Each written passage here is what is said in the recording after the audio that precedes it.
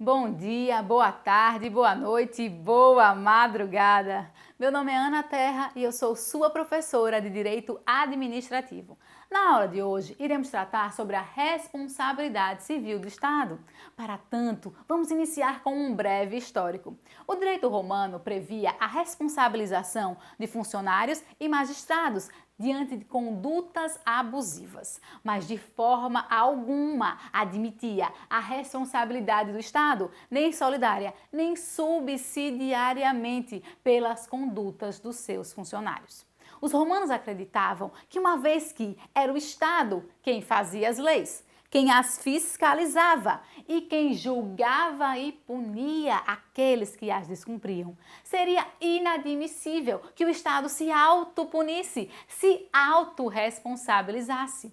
Esse mesmo entendimento nós vamos encontrar na Idade Média, onde se acreditava que o rei era infalível. Aquele que não erra não pode ser responsabilizado. Vigorava nessa época a teoria da total irresponsabilidade do Estado, que é a mesma que nós vamos encontrar no absolutismo.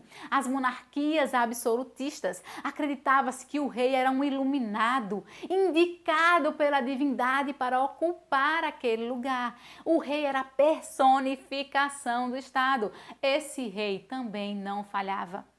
Esse rei não pode ser responsabilizado por seus atos. Mas havia uma exceção. Uma luz no fim do túnel para toda essa irresponsabilidade, que seria no caso quando o Estado indicava um servidor conhecidamente indigno ou incapaz. Nesse momento, o Estado assume a responsabilidade pelos atos desse servidor. Saindo do absolutismo, nós chegamos no Estado de Direito.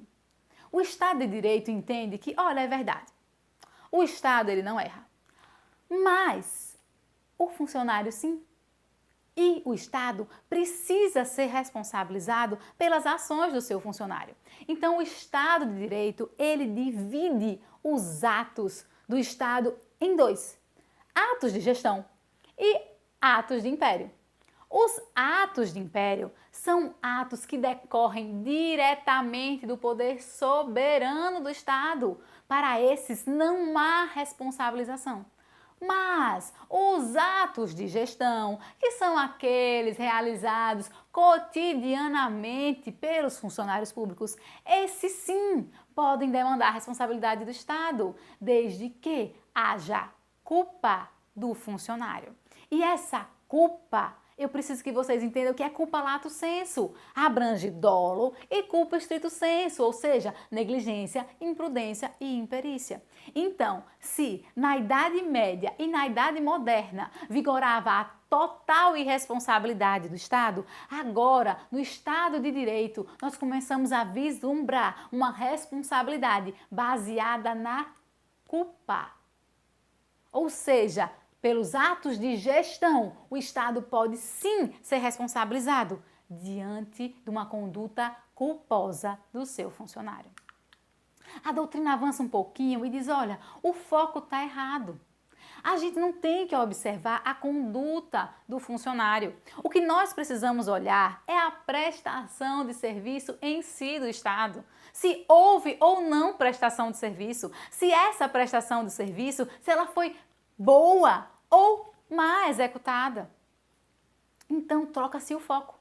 O foco não é mais a conduta do funcionário. O foco passa a ser a prestação de serviço em si. E se não houve prestação de serviço, ou se foi uma ruim prestação de serviço, aí sim o Estado será responsabilizado.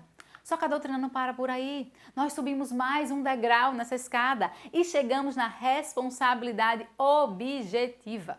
E o que é que diz a responsabilidade objetiva? Olha, nem conduta de funcionário, nem prestação de serviço por parte do Estado. O que nós precisamos analisar é: houve atividade administrativa? Essa atividade administrativa causou um dano a terceiro? Ou seja, há uma ligação entre a atividade administrativa do Estado e o dano sofrido pelo terceiro? Há nexo de causalidade, liame subjetiva entre esses dois fatos? Então o Estado será responsabilizado. preciso que você observe que essa atividade administrativa, ela não precisa ser ilícita. Não precisa ser uma má prestação de serviço do Estado. Atividades lícitas também podem acarretar a responsabilidade do Estado. É isso mesmo.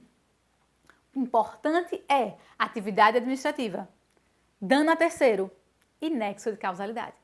Só que a teoria da responsabilidade civil objetiva, ela não é absoluta, o que significa que ela comporta exceções.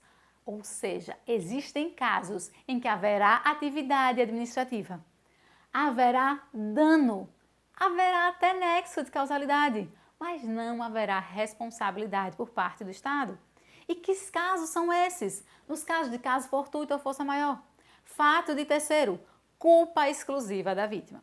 Nós iremos analisar cada um deles mais para frente, mas o que eu preciso que você assimile agora é que a responsabilidade objetiva, ela comporta exceções, porque é exatamente isso que a diferencia da teoria do risco integral. Porque a teoria do risco integral, ela não comporta exceções. Ela é uma teoria extremada. Ela entende que o Estado assume o risco no momento em que ele opta por prestar aquele tipo de serviço, por exercer aquela determinada atividade. E se o Estado decidiu exercer aquela atividade, ele terá que se responsabilizar por todas as consequências. Então, no Brasil, a regra da responsabilidade civil do Estado é a da teoria objetiva, chamada também de risco administrativo. Mas, em alguns casos pontuais, nós utilizamos a teoria do risco integral. Por exemplo, quando tratamos de energia nuclear. Então, se hoje um tsunami, um furacão, um tufão atingir Angra 1 e nós tivermos vazamento, o Estado será responsabilizado. Mas, professora, foi um fenômeno da natureza. O Estado será responsabilizado. Mas, professora, o Estado tomou todas as precauções possíveis e, mesmo assim, será responsabilizado. É uma teoria mais extremada e é exatamente por isso que ela só é utilizada em casos pontuais. No Brasil, energia nuclear. Então, falando um pouquinho mais da responsabilidade do Estado no Brasil, a doutrina entende que em nenhum momento nós tivemos a fase da total irresponsabilidade, porque a Constituição de 1824 do Império já previa a responsabilização dos funcionários diante de determinadas condutas. Da mesma forma, a Constituição de 1891. Agora, a primeira vez que nós tivemos expressamente em uma lei a responsabilidade da administração pública foi o artigo 15 do Código Civil de 1916. Acontece que essa responsabilidade era fundada na culpa. Analisava-se a culpa do funcionário para então punir o Estado. As Constituições de 34 e 37 trouxeram a responsabilidade solidária do funcionário e da administração.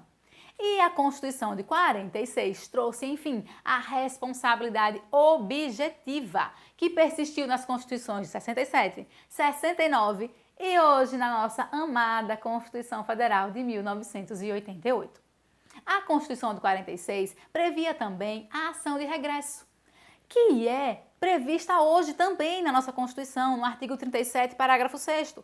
E o que é essa ação regressiva? Ela diz, olha, tudo bem, a responsabilidade do Estado é objetiva. O Estado vai indenizar a vítima. Acontece que, se o funcionário agiu com culpa, o Estado entrará com uma ação de regresso para cobrar tudo aquilo que ele pagou para a vítima. Tá? Ele cobra do funcionário tudo o que ele pagou à vítima. Aí eu pergunto a vocês, e no caso, por exemplo, de alguém que falece dentro de um presídio, ou dentro de um hospital público, ou um carro que passa numa blitz, o condutor está embriagado, mesmo assim é liberado e causa um acidente lá na frente. Será que vai haver responsabilidade do Estado? Se você quiser saber a resposta dessas perguntas e um pouco mais sobre a responsabilidade civil do Estado, vem comigo na próxima aula.